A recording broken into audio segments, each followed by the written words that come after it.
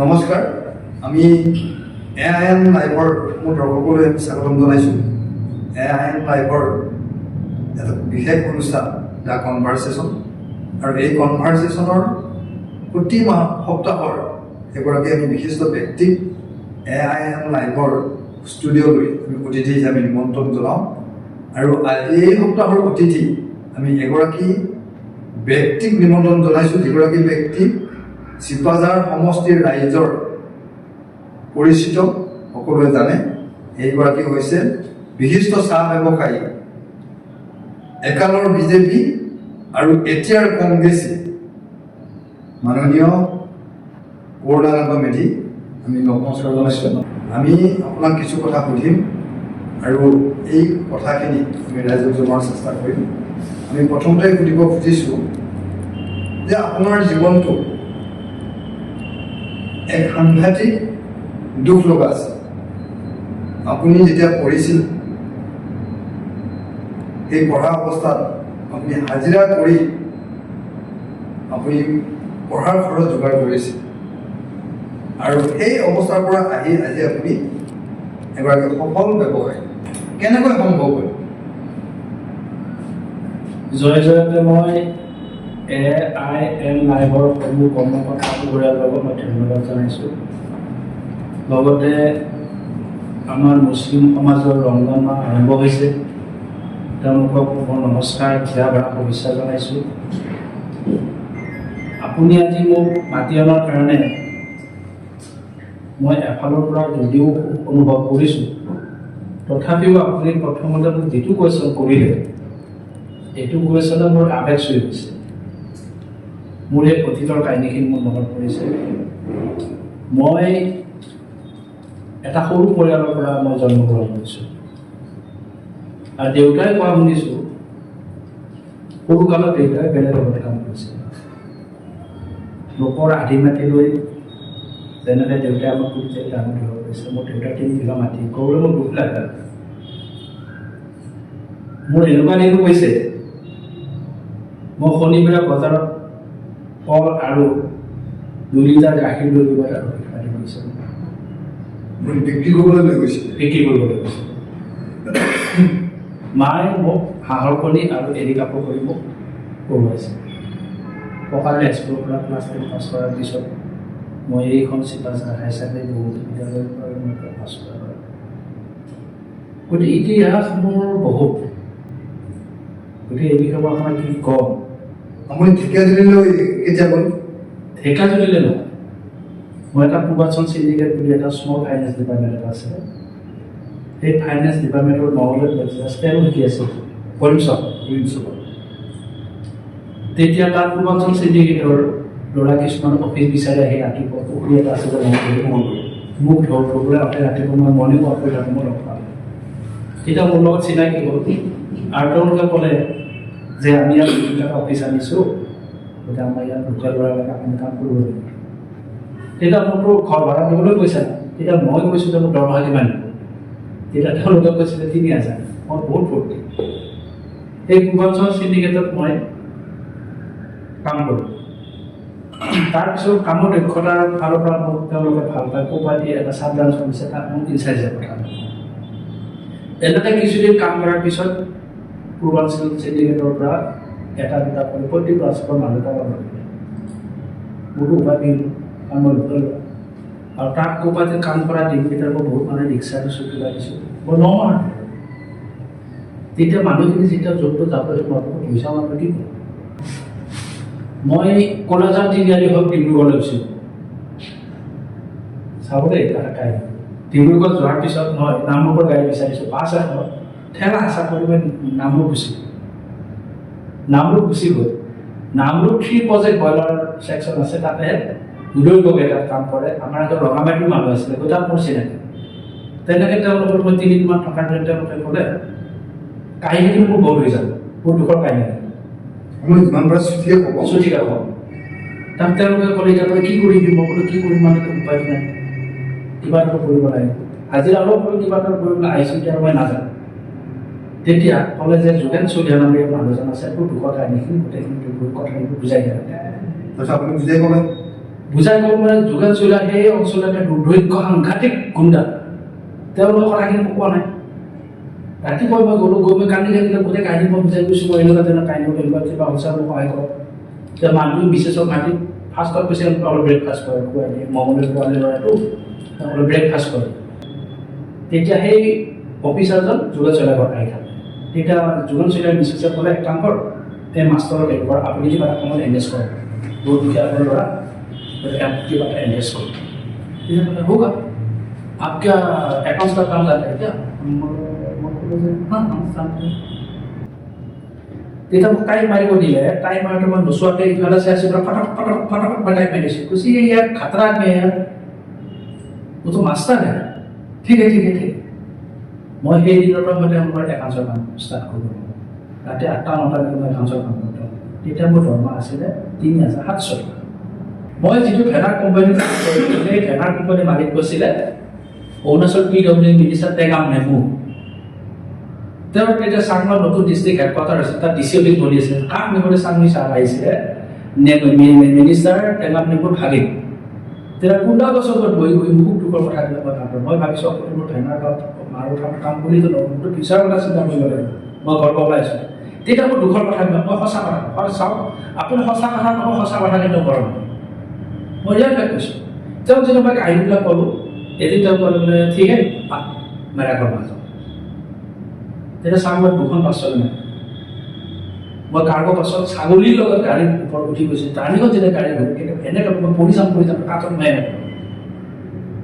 তেনেকৈ চাংমি চাহৰ ঘৰত মই গৈছোঁ যোৱাৰ পিছত চাংমি চাহৰ মোক তেতিয়া তেওঁ এটা ভিডিঅ' ওলাইছে তেতিয়া চাংমাচিয়ে মানুহ মই ৰাতি 1-2লৈকে মই এনেকুৱা বালুৰ টকা মই বেংকত জমা দি আছোঁ কোনোদিন মই বেংকমেণ্টি কৰা নাই তেওঁ টাইপৰ মানুহ আছে কোনো এক পইচা কামচন কৰা মানুহ এইটো আমি বিশ্বাস কৰি তেতিয়া কৈছে মেৰি সাহেব এক কাম কৰোঁ आप ऐसे रोने से बोला आप यू आर क्वालिफाइड पर्सन एक काम करो আপোনাক মই এটা কণ্টেক্ট ঠিক কৰে তাৰ নয় প্ৰকাশ মানে RWD ডিপাৰ্টমেণ্ট এজন এক্সিকিউটিভ ইঞ্জিনিয়াৰ তাক মাতি গ'লে তেওঁ অপাৰেশ্যন কৰিছিল মানে মোমাই মিনিষ্টাৰ কৈছে মেৰি সাহেবক এক কাম দিলোঁ তেতিয়া দত্তগুৰি ডিব্ৰুগড় এজন আমাৰ ইঞ্জিনিয়াৰ আছিলে তেওঁক মাতি কৈছে ইনপুটটো কাম দিয়ক উনকা ফিউচাৰে কাম কৰে মোৰ এইটোৱে বিজনেছ শুৰু হয় আৰম্ভণি সেইটো আছিলে 55,000 টকাৰ কথা মেট্ৰলজি ইউনিট এটা পিলাৰৰ ওপৰত পাংখা দিছে বতৰ বিজ্ঞানৰ হেৰি পাংখাটো ঘূৰি আহিব সেই বস্তুটো তৈয়াৰ কৰি পেলাই চিৰিটো বনাব নাযাওঁ ডিপাৰ্টমেণ্টৰ মিস্ত্ৰী দিছে চাই চিৰিটো বনাব কাৰণে সেইটোৱে মোৰ ফাউণ্ডেশ্যন সেইটোৰ পৰা মই এটা দুটা মানে মই যিয়ে ডিপাৰ্টমেণ্টৰ কাম কৰোঁ কিবা কাম কৰোঁ তেনেকৈ মোৰ মিছেছৰ লগত মোৰ লাখনৰ নদী ওচৰত মোৰ মিছেছৰ চিনাকি হ'ল স্বামী যাব মিছেছৰ তাতে চাই তেনেকৈ মোৰ মিছেছৰ চলিব আৰু মোৰ জীৱনৰ ফাউণ্ডেশ্যন হৈছে মোৰ মিছেছ ছেকেণ্ডলি মোৰ স্বামী চাম মোৰ দেউতা তেনেকৈ মই বহুত কষ্ট কৰি অলপ কৰি তেনেকৈ মই ডাঙৰখন বনাওঁ আজি মই অৰুণাচলৰ ৰাইজক বা অৰুণাচলৰ স্বামী চামক মই পাহৰিব পাৰোঁ সেইটোৱে মোৰ ফাউণ্ডেশ্যন আৰু তাৰ পইচাৰ পৰাই মই জয়নাচলৰ 96ৰ জয়নাচলৰ লগত গৈছোঁ আহিম আমি আপোনাৰ ফাউণ্ডেশ্যনৰ কেতিয়া নিৰ্বাচনৰ মুখামুখি হৈছিল আমি এই দিশত আহিম এতিয়া আপোনাৰ যেতিয়া আপুনি আমি আকৌ কৈছোঁ আপুনি এগৰাকী এতিয়া সফল ব্যৱসায় কৰি আপোনাৰ কেনে লাগিছে বহুত ভাল ব্যৱসায় বহুত ঠিকা দেখা আছে তাৰ মাজত মই গৈ থাকোঁ আপুনি অকল বাগানৰ ব্যৱসায়ী নহয় বিভিন্ন আনুষংগিক ব্যৱসায়ৰ লগত আপুনি জড়িত আপোনাৰ বিভিন্ন ব্যৱসায়ী প্ৰতিষ্ঠান আপোনাৰ আছে আপুনি কিমান সংখ্যক ব্যক্তিক ভাল যোগান ধৰিছে অৰ্থাৎ কৰ্মচাৰী হিচাপে ক'বলৈ গ'লে মই ইমান ডাঙৰ মানুহ নহয় ছাৰ এইটো এটা কথা মোৰ এমপ্লয় বুলি ক'বলৈ বেছি এমপ্লয় নাই মোৰ 12টা এমপ্লয় আছে কিন্তু পৰিয়াল বুলি ক'লে মোৰ ডাঙৰ পৰিয়াল মোৰ চিজনত লেবাৰ 140-150টা কণ্টিনিউছ মোৰ লেবাৰ ডাঙৰ থাকে আৰু পাৰ্মানেণ্ট লেবাৰ এটা 45 লেবাৰ মোৰ পাৰ্মানেণ্ট লেবাৰ আছে সেইখিনি মই কাম চলিলেও নচলিলেও এতিয়া আন চিজন চলি আছে আমাৰ তথাপি সেইখিনি দৰমহা দিব লাগে তথাপিও আপুনি যদি 60টা মানুহ 60টা লেবাৰৰ যদি আপুনি 10টা বুলি কৰি আপুনি দিও ধৰে তেতিয়া 600 পৰিয়ালক মই এতিয়াও ভগৱানৰ আশীৰ্বাদখিনি চলাই আছোঁ আৰু ঠিক তেনেকৈ মোৰ এমপ্লয়খিনি আছে এমপ্লয়খিনি মই যথেষ্ট মৰম কৰোঁ কাৰণ মোৰ অতীতৰ দিন মই বহুত কষ্ট কাম কৰিছিলোঁ আৰু মোৰ এমপ্লয়খিনিয়ে যদি ধুনীয়া কাপোৰ কানি কিনে মই এসাঁজ নাখাম কিন্তু সিহঁতক মই ভালে ৰাখোঁ আৰু এতিয়া বাগান চাগান কমপ্লিটলি দিলে ইমান ডাঙৰ ব্যৱসায় মোৰ নহয় তথাপিতো সেইখিনি কমপ্লিট মোৰ চাকৰি কৰি দিলে আৰু মই আজিকালি আৰু ঠিকা বুলি কৰোঁ কিয় কৰোঁ কাৰণ আমাৰ খৰচা বেছি আছে আমি ৰাজ্যৰ লগত থাকোঁ মই অৰুণাচলৰ অহাৰ পিছত মই ঠিকাটো বুলি 1 বছৰলৈ কৰা নাই 1 বছৰ কৰা নাই কাৰণ তেতিয়া নাৰায়ণ বৰপতি ছাৰ ইয়াত এপি আছে তেতিয়া মোক এটা কাম কৰিব সুবিধা ইমান মই কাম সহায় কৰি আহিছোঁ পুলিং এজেণ্টক তো পইচা দিব কিন্তু পইচা নাছিল মই অৰুণাচলৰ পৰা পইচা আমি বাৰু ৰাজনৈতিক দিশলৈ আহিম এতিয়া আমি আপুনি যিহেতু উল্লেখ কৰিছিলে যে মই নিৰ্বাচনত খেলিছিলোঁ আপুনি আমাৰ যিমান দূৰ সম্ভৱ মনত পৰে বিজেপি দলৰ হৈ আপুনি চিপাঝাৰ বিধানসভা সমষ্টিত প্ৰতিদ্বন্দ্বিতা আগবঢ়াইছিল আৰু সেই সময়ত আপোনাৰ মুখ্য প্ৰতিদ্বন্দ্বী আছিল অসম গণ পৰিষদৰ মানে বাকা নেতা বুলি ক'লে ভুল কৰা নহয় যিগৰাকী বাকপটু ৰাজনীতিক ডক্টৰ জয়নাল শৰ্মা আপুনি কেতিয়া নিৰ্বাচন খেলিছিল আৰু বিজেপি দলত আপুনি যদি নিৰ্বাচনৰ মুখামুখি হৈছিল আপুনি বিজেপি দলত কেতিয়া জইন কৰিছিল মই দলত জইন কৰিছোঁ 1990 1990 চনত মই দলত জইন কৰিছোঁ তেতিয়া মোৰ সভাপতি আছিল সূৰ্যচৰণ গোহাঁই আৰু জেনেৰেল ছেক্ৰেটাৰী আছিলে ৰমেশ চহৰীয়া মহোদয় কলেজৰ প্ৰফেচাৰ আছিলে ছাৰ তাৰপিছত নগেন শৰ্মা ছাৰ আছিল আমাৰ ডিষ্ট্ৰিক্টত তেতিয়া মই ডিষ্ট্ৰিক্ট কমিটিৰ মই সহকাৰী জেনেৰেল ছেক্ৰেটাৰী আছিলোঁ আৰু যেতিয়া মই চিপাঝাৰত বিজেপিৰ মই সংগঠন কৰোঁ তেতিয়া মানুহে একে থাকে আৰু আমাক কৈ তহঁতে কি আছে এইবিলাক কেতিয়াও মানে তহঁতৰ পালত নাহে মানে বহুত সংঘাত কৰিছোঁ বহুত কষ্ট কৰিছোঁ তেনেকৈ তহঁতৰ সহযোগ কৰিছোঁ বহুতে জানে হয়তো আজি উঠি আছা হয়তো মোক হয়তো বহুতে নাজানিবও পাৰে কিন্তু পুৰণা চামত পুৰণা চবেই জানে মই তেনেকৈ বহুত কষ্টটো মই তহঁতৰ কৰিছোঁ এতিয়া খাৰগুৰিত আমাৰ অফিচ আছিল ইন্দ্ৰমণি বৰা সভাপতি আছিলে জেনেৰেল ছেক্ৰেটাৰী আছিলে আমাৰ ৰমেন দা আছিলে ৰমেন ডেকা তেওঁ general Narayan Borpati sir general secretary আছিলে টিকেটৰ সময়ত ৰবিদাই পোৱা টিকেটটো কেঞ্চেল কৰি মোক প্ৰাক পত্ৰিকা দেখি তেওঁলোকে টিকেটটো কেঞ্চেল কৰিছিলে কৰোণাত টিকেট দিব লাগিব কাৰণ তেতিয়া বিজেপি পইচা নাই তেতিয়া বিজেপি পইচা নাই বিজেপিৰ আজি ক'লে বেয়া শুনিব এই কোনো পইচাটো মই দিছোঁ চান্দা উঠাই উঠাই তেতিয়া পাৰ্টি কৰিছোঁ ধন্যবাদ আপুনি নিৰ্বাচন খেলিলে আপুনি সেই সময়ত কেইবাগৰাকীও বিজেপিৰ ৰাজনীতিকৰ সৈতে আপোনাৰ মধুৰ সম্পৰ্ক আছিল আৰু আপোনাক যথেষ্ট মৰম কৰিছিল আৰু আপুনিও সেইসকলক শ্ৰদ্ধা কৰিছিল যথেষ্ট শ্ৰদ্ধা নাৰায়ণ বৰপতিয়েই হওক বা ৰমেন ডেকাই হওক প্ৰয়াত ইন্দ্ৰমণি বৰাই হওক সেইবিলাক নেতাৰ আপুনি সান্নিধ্য লাভ কৰিছিল ইমান পুৰণি দল এটা আৰু আপুনি ইমান ভাল পোৱা দল এটাক ত্যাগ কৰি আপুনি কিছুদিন আগতে কংগ্ৰেছত জইন কৰিলে কিয় বিজেপি দল ত্যাগ কৰিলে আৰু কংগ্ৰেছ দলক কিয় আপুনি আঁকোৱালি ল'লে আপুনি চাওক এটা বস্তু লক্ষ্য কৰক দলটো কোনো দলেই বেয়া নহয় আদৰ্শ নীতিবিলাকে আমাৰ দলত বিজেপি দল এতিয়া মোৰ লগ হৈ থকা নাই এতিয়া যিহেতু সেই দলত নাই যেতিয়া মই দলক গালি দিবলৈ ইয়াত মই আৰু বিজেপি ভাল বুলি মই ক'বলৈ কাৰণ কষ্টৰ বিনিময়ত আপোনাক হাড় হুড ভাঙি সমষ্টিৰ কাম কৰক কিন্তু টিকেট দিয়াৰ সময়তে বিবেচনাটো নকৰে অৱফিল্ডত যোনে কাম কৰে তাকে তেনেকৈ ঢেকাজাতৰ বিজেপি ঢেকাজাত কোনো নৃত্য গোপাল শিৱেশ্বৰ কৰোঁ ছাৰ মই প্ৰথম বিজেপি আহিছোঁ এই লিপিকা লিপিকাটো পিছত আহিছে মই তোমাৰ ভাইচ প্ৰেচিডেণ্ট ভাইচ প্ৰেচিডেণ্ট আছিল অভিজিত হাজৰিকা আমি 5টা মানুহে এম এল এ আহিছোঁ ৰাঙাপাৰা জিলাত এম এল এ 5টা মানুহে এম এল এ যেতিয়া অভিজিত হাজৰিকা কিবা আপোনাৰ বিমানৰ আমি ঘূৰাই আনিছোঁ 5জন মানুহ বিমান অভিজিত হাজৰিকা লেকচাৰ দিবলৈ লগাইতো পিছপিনে আমি বটল বিল আদিবাসী মানুহ মেজৰিটি আছে আমি বটল বিল খাম বহুত খেলা খেলে তেতিয়া আমি মাত্ৰ 7 লাখ টকাত অভিজিত হাজৰিকা এম এল এ বনাইছোঁ ঠিক তেনেকৈ যেনেকৈ এতিয়া নাৰায়ণ বৰপতিয়ে যোনবাৰ এম পি খেলিছে পুলিং এজেণ্টক দিবলৈ পইচা নাই আপুনি বিশ্বাস কৰক মোক কৈছে কৰোণা পুলিং এজেণ্টক দিবলৈ পইচা নাই কি কৰা যাব মই ৰাতাৰাতি অৰুণাচলৰ লগত কণ্টেক্ট কৰি খোলা জীৱৰ পইচা আনি নাৰায়ণ বৰপতিক মই 1 ৰাতি পইচা দিছোঁ মই এটা কোনো কৈছোঁ মোৰ পুৱা অংশৰ পৰা কাটি দিব মোক পইচা জয় কৈছে এম পি তোক খেল रहा है कौन खेल रहा है तुम इतना टाइट से वो बात बोल रहा है नहीं हमको पैसा दे मेरा पार्टी का আপুনি ইমান দিন ত্যাগ কৰাৰ পিছত কিয় এৰিলে দলটো যেতিয়া মই ক'বলৈ দুখ লাগে, যেতিয়া মই মোৰ ককাৰী স্কুলত আমি নাৰায়ণ বৰকটকীক লৈ যেতিয়া ভোট বিচাৰি গৈছোঁ, তেতিয়া তাতে ছাৰবিলাকে কৈছে হে বিজেপি তহঁতক জিতিব। মই কৈছোঁ মোৰ মুখৰ পৰা চাই মোক দিয়ক ভোটটো। কৈছে আমাৰ সোণালী জয়ন্তী আহিছে, এটা ৰুম বনাই দিব লাগিব, বৰকটকীক কওক যদি বনাই দি চুক্তি কৰে আমি ভোট দিম, ভোটো দিম আৰু আমাক এইটো হেৰি লাগে। মই কৈছোঁ বৰকটকী ছাৰে দিয়ে নিদিয়ে ঠিক আছে, ৰুম এটাৰ কাৰণে আপোনালোকে হেৰি কৰিব, মই এটা ৰুম বনাই দিম যাওক। কিন্তু মোৰ অঞ্চলৰ মানুহে ভোট দিলে। তাৰপিছত বৰকটকী ছাৰৰ অৰ্থটো আছে মোৰ হানি থোৱা ব্যক্তি, মোৰ শ্ৰদ্ধাৰ ব্যক্তি, মই ক'বলৈ ষ্টুডিঅ'ত নালাগে। সঁচা মিছা মই নাজানো, আমাৰ ছাৰবিলাক কৈছে ৰাইজ গৈ বহুত মানে আবেদন কৰিলে, তেওঁতো দিন বুলি ক'লে একো নকৰে। তাৰপিছত ঢেকাজুৰি পালে গৈ কৈছে কৰোণা তুমি তোমাৰ কথা মতে হেৰি কৰিলো, এতিয়া তুমি আমাৰ এক্সিডেণ্ট তুমি কিবা এটা দিব লাগিব, তোমাৰ কথা মতে আমি সুধিছোঁ এম পি দিছোঁ, এম পি এতিয়া আমাক গুৰুত্বই দিয়া নাই, তুমি এটা ৰুম এটা আমাক দিব লাগিব। মই ক'লো এটা ৰুম দিলেতো 5-6 লাখ 7 লাখ টকাৰ কথা আহিব। এতিয়া বিনোদ শইকীয়া এমএলএ আছে, বোলো মোক শইকীয়া চাবে কৈছে কমৰটো বনাই দিব, কমৰটো বনাই তেওঁ কত পইচা বনাব, মইতো এটা ৰুম এটা বনাব কোনো পইচা বনাব লাগিব, নিজে পইচা বনালো। মই ছাৰবিলাক ক'লো ছাৰ যো হওক আগা যাওক মই ৰুম এটা বনাই, মই সোণালী জয়ন্তী পকাই আছিলোঁ ৰুম এটা বনাই দিম। মই কি দলৰ বাহিৰত ক'ব পাৰোঁ মই এম পি ইনচাৰ্জ বচাই দিছোঁ, মানে তেওঁক স্বীকাৰ কৰিছোঁ।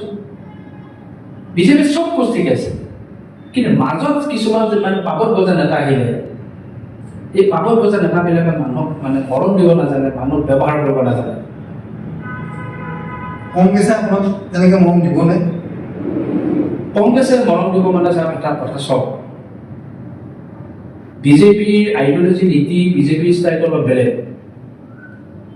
কাৰণ বিজেপিৰ ভৰিপে নখৰপে চুলি লৈ মই যাওঁ, আৰু বিজেপিৰ বিষয়ে যেতিয়া কোনোবাই ডাঙৰ ডাঙৰ লেকচাৰো মাৰে, মই সেই লেকচাৰক মই ভয় কৰা মানে মোৰ পৰা সেইটো কৰিব দিব নোৱাৰে। ইতিহাস বিজেপিৰ ইয়াত মই সিপাৰৰ মই ইতিহাস মই জানো, ইয়াত চিপাজাৰ সমষ্টিৰ মই ইতিহাস জানো। কংগ্ৰেছক মই কিয় কৈছোঁ, পলিটিক্সটো মোৰ বিজনেছ নহয়, মই পলিটিক্স ভাল পাওঁ। কিন্তু বৰ্তমান যিজন আমাৰ সভাপতি আছে মাননীয় ভূপেন বৰা ডাঙৰীয়া, তেওঁৰ যিটো স্পৃহা আৰু দলৰ প্ৰতি যিটো কষ্ট কৰি আছে, তেওঁৰ যিটো আদৰ্শ, তেওঁৰ যিটো যিমান দিন ৰাত কষ্ট কৰি আছে, তেওঁৰ মৰমক মই আপ্লুত হৈ তেওঁক সন্মান জনাই মই কংগ্ৰেছক কৈছোঁ। মই সঁচা কথা কৈছোঁ, দিনৰ পৰা কৈছোঁ, মই ভূপেন বৰাক বহুত ভাল পাওঁ। আজি তেওঁ টিকেট কৰিব বুলি মই উঠাই গৈছোঁ, এনেকুৱা এটা কথা নহয়। গৌৰৱ গগৈক মই ভাল পাওঁ। ভূপেন বৰাৰ লগত আপোনাৰ ব্যক্তিগত এটা সম্পৰ্ক?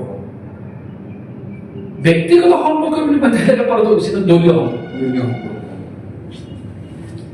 মই ৰুলিং পাৰ্টি এৰি যেতিয়া মই এটা অপজিশ্যন আহিছোঁ, তেনেহ'লে চাওক আপুনি চিন্তা কৰিছে মোৰ ইয়াৰ কষ্টৰ বিনিময় কিমান হ'ব পাৰে।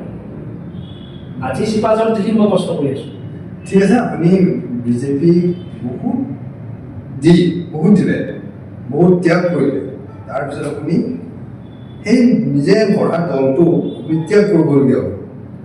কংগ্ৰেছ দলৰ কিবা আদৰ্শ ভাল পায়, আপুনি কংগ্ৰেছমুখী হ'ল, কংগ্ৰেছত যোগদান কৰিলে। এতিয়া আপুনি আমি দেখিছোঁ আপুনি চিপাঝাৰ সমষ্টিক পুনৰ নিৰ্বাচনৰ তৎপৰতা বুলি আমি ধৰি লৈছোঁ যে আপুনি গাঁৱে গাঁৱে ৰাইজক মাজত সোমাই পৰা আমি দেখিবলৈ পাইছোঁ। আপুনি 2026 আৰু এবছৰটো নাই, আপুনি ইলেকশ্যন খেলিব, ডেফিনেটলি খেলে, কংগ্ৰেছৰ হয়তো খেলিব, কংগ্ৰেছৰে খেলে। যদি কংগ্ৰেছে টিকট দিয়ে, চিপাঝাৰ সমষ্টিৰ ৰাইজে আপোনাক বিধায়ক হিচাপে নিৰ্বাচন কৰিলে, আপোনাৰ প্ৰথম কাম কি হ'ব? চাওক, বহুত ডাঙৰ কুৱেশ্যন কৰিলে আপুনি। যিটো কুৱেশ্যনৰ অৰ্থটো বৰ অৰ্থ, চিপাঝাৰ কৰিবলৈ বহুত আছে। চিপাঝাৰ সমষ্টিৰ কাম হোৱা নাই, এই শব্দটো মানুহ সঁচাটো ক'ব লাগিব। মই কংগ্ৰেছৰো ক'ব লাগিব, বিজেপি হ'লেও মানুহ ক'ব লাগিব। আজি মই কংগ্ৰেছ, কিন্তু মইতো সমষ্টিত ঘূৰি আছোঁ, মইতো চকু চিপি থকা নাই। চিপাঝাৰ কিন্তু কৰিবলৈ কাম বহুত আছে। ইয়াত নিবনুৱা সমস্যাটো নাম্বাৰ 1। ক্ষুদ্ৰ উদ্যোগৰ অভাৱ আছে ইয়াত। চিপাঝাৰ এটা শিক্ষিত ঠাই। আপুনি নিজে ইণ্ডাষ্ট্ৰীৰ লগত জড়িত হৈ আছে। মই নিজে ইণ্ডাষ্ট্ৰীৰ জড়িত। ইয়াত আমাৰ ক্ষুদ্ৰ উদ্যোগ কৰিব পৰা চৰ্চিত বহুত আছে। কৃষিৰ ক্ষেত্ৰত আমাৰ কৰিবলগীয়া কাম বহুত আছে। আমাৰ মানে এটা খেতি বা দুটা খেতি নকৰে। জলসিঞ্চনৰ আমাৰ ইয়াত অভাৱ আছে, যদিও দ ঠাই, যদিও বানপানী আহে। এই খৰাং টাইমত আমি কেনেকুৱা ধৰণৰ খেতি সেইবিলাকত আমি ঠিক আছে, আপুনি কেইবাটাও সমস্যাৰ কথা ক'লে, আপুনি সামূহিকভাৱে সেইকেইটা সমস্যাক বেছি অগ্ৰাধিকাৰ দিব বিধায়ক যদি কংগ্ৰেছ দলে আপোনাক টিকট দিয়ে তেতিয়া আপুনি কি কৰিব? কিয় নিদিব কংগ্ৰেছে? আপুনি দৃঢ় বিশ্বাসী?